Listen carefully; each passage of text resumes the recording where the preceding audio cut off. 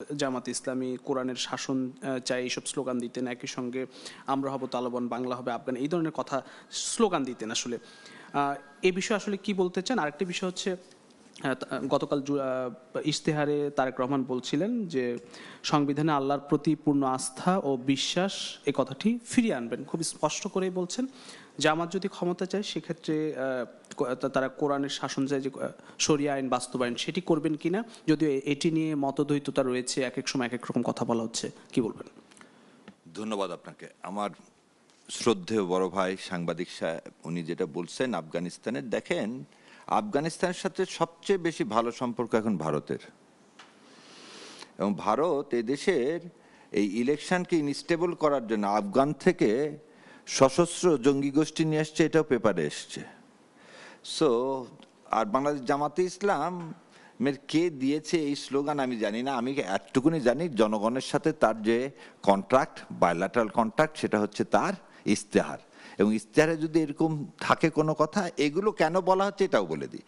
এইগুলো কথা বলে একটা ন্যারেটিভ দাঁড় করিয়ে যদি ফরেন অ্যাম্বাসিগুলোতে পাঠানো যায়, এবং এইটা ফরেন অ্যাম্বাসিগুলো যদি কোনোভাবেই জামাতে ইসলামকে একটু কালিমা লেপন করা দেয়, এই অপচেষ্টার বাইরে কিছু না। অতএব এই আফগান নিয়ে কথা বলার আমার কোনো, আর আল্লাহ সুবহানাহু ওয়া তাআলা কোরআনে বলেনি অমুক দেশকে ফলো করো করে অমুক দেশের ইসলাম, সেই ইসলামকে তুমি ফলো করো। মদিনা সনদ ছাড়া, সে মদিনা সনদ কোরআনে বলা নাই, কোরআন মদিনা সনদ লেখা হয়েছে কোরআনের আলোকে। সো নবী ইসলাম তার বিদায় হজে দুইটা কথা বলে গেছেন, এক হচ্ছে আমি কোরআন এবং সুন্নাহ রেখে গেলাম, তোমরা এটাকে আঁকড়ে ধরো এবং সবাইকে বলো। সো এর বাইরে বাংলাদেশ জামাত ইসলামের কোনো কিছু নাই। জামাত ক্ষমতা গেলে বলতেছি। দ্বিতীয় কথা হলো, ইশতেহারে খুব সুন্দর করে পরিষ্কার করে বলা আছে, এই যে আমার এক ভাই বললেন যে রূপক অর্থে ইনসাফ ভিত্তিক সমাজ ব্যবস্থা কায়েম করা। দেখেন, শরিয়া is a part of component of Islamic state. শরিয়া মানেই কিন্তু এই যে ভুল কনসেপ্ট, শরিয়া লটা কায়েম করা হবে কিনা। আরে আমি কালকে প্রশ্ন করছি, বাংলাদেশে মুসলমান যারা আছেন তারা হচ্ছে যে যদি বলে পার্টিশন শুট করব স্ট্যাটিউটরি বেসিসে, মামলাই করতে পারবেন না আপনি, আপনাকে মোহামেডান লয়ের আন্ডারে মামলা করতে হবে। একটা যদি বাঙালি হিন্দু হয়, আবার বলে দিচ্ছি বাঙালি হিন্দু হয়, তাই যদি যে বলে মিতক্ষরার আন্ডারে আমাকে কি করে দাও, পার্টিশন করে দাও, পারবে না, তাকে দেওয়া ভাগা করতে হবে। কারণ বাঙালি হিন্দু, তাদের হচ্ছে বাবার সম্পত্তির অধিকার তার নাই। আর যদি সে বাঙালি হিন্দু না হয়ে, মানে পশ্চিমবঙ্গের এলাকার না হয়ে অন্য জায়গার হয়, তাহলে তাকে মিতক্ষরা লতে যেতে হবে। এবং এটা কে করছে? মনুস্মৃতি থেকে করে আসছে। সো আপনি তো এর মধ্যে আছেন রে ভাই, আপনি থেকে যদি বলেন এই যে কথাগুলো বলি আমরা, তো শরিয়া লয়ের কথা, এখন শরিয়া ল মানে কি একটা জিনিস কোনোভাবে এস্টাবলিশ করা যায় কিনা, কি হাত কাটা হবে কিনা। আরে that is an example of capital punishment. আপনি মানুষকে হত্যা করলে এখনো ফাঁসি দেওয়া হয়, দ্যাট ইজ দ্য, আপনি সেটা হচ্ছে কি তরবারি দিয়ে গলা কেটে দিলেন আর হ্যাং করে দিলেন। আগে ইলেকট্রিক চেয়ারে দেওয়া হতো না, আজকে তো ইলেকট্রিক চেয়ার নাই সারা পৃথিবী থেকে, আস্তে আস্তে হ্যাং পানিশমেন্ট চলেছে। ক্যাপিটাল পানিশমেন্টটা কি? আর মানুষকে শোধরানোর জন্যই তো প্রিজন সেল করা হয়েছে।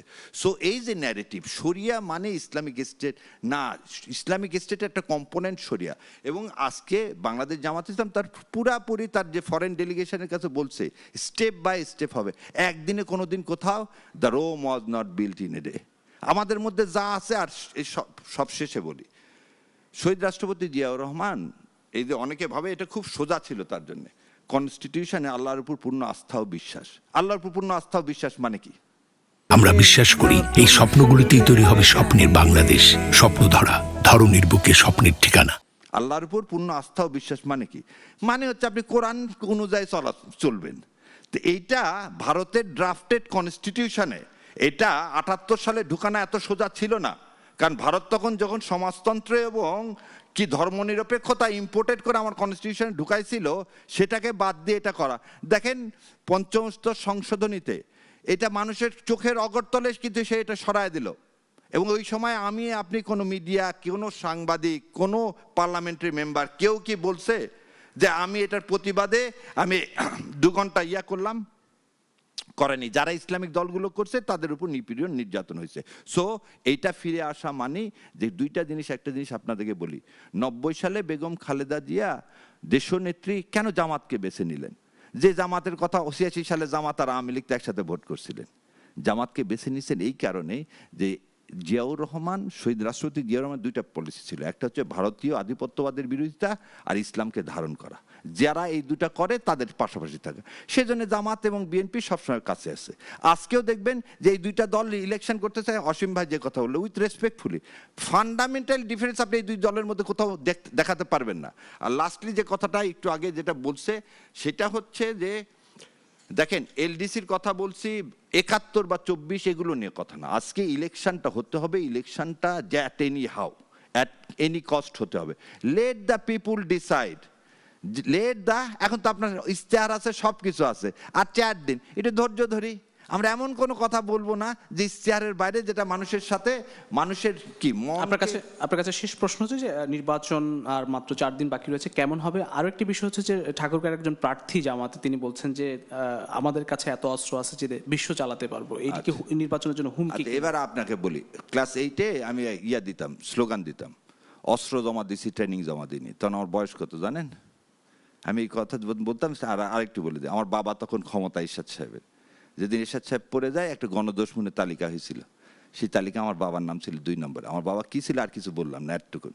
সেই সময় ওই 6 ডিসেম্বর আমি রাস্তায় চিৎকার, তখন ক্লাস 10-এর সাথে চিৎকার করে আমার বাবার নাম ধরে বলছিলাম যে তার গালে জুতা মারো তালে তালে। আমি হচ্ছে সেই ছেলে। তো আপনি যে কথাটা আমাকে বললেন, সমাবেশে কেউ একটা লোক বলছে একটা কথা, হয়তো আবেগতাড়িত হয়ে, সেটা আমাদের এখানে নিয়ে আসার কোনো কারণ নেই। আর বাংলাদেশ জামাত ইসলামের ওই অস্ত্র না ট্রেনিং আছে, এই কথাটার মানেটা কি?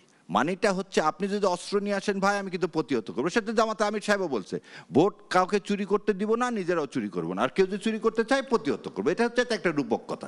এটা এখানে নিয়ে এসে এইভাবে কথা বলার কিছু না, কারণ বিএনপির অনেক ক্যান্ডিডেট অনেক কিছু বলতেছে। কেমন হবে নির্বাচন? হ্যাঁ, তো আমার হচ্ছে এই নির্বাচন হতে হবে।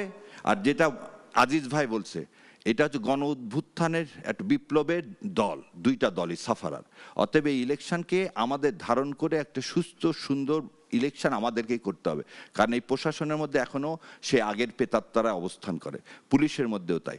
সো আমাদেরকেই ভিজিলেন্ট হয়ে একটা ভালো সুষ্ঠু সুন্দর একটা ইলেকশন করতে হবে। আমি প্রত্যাশী একটা ইলেকশন সুন্দর ইলেকশন হবে।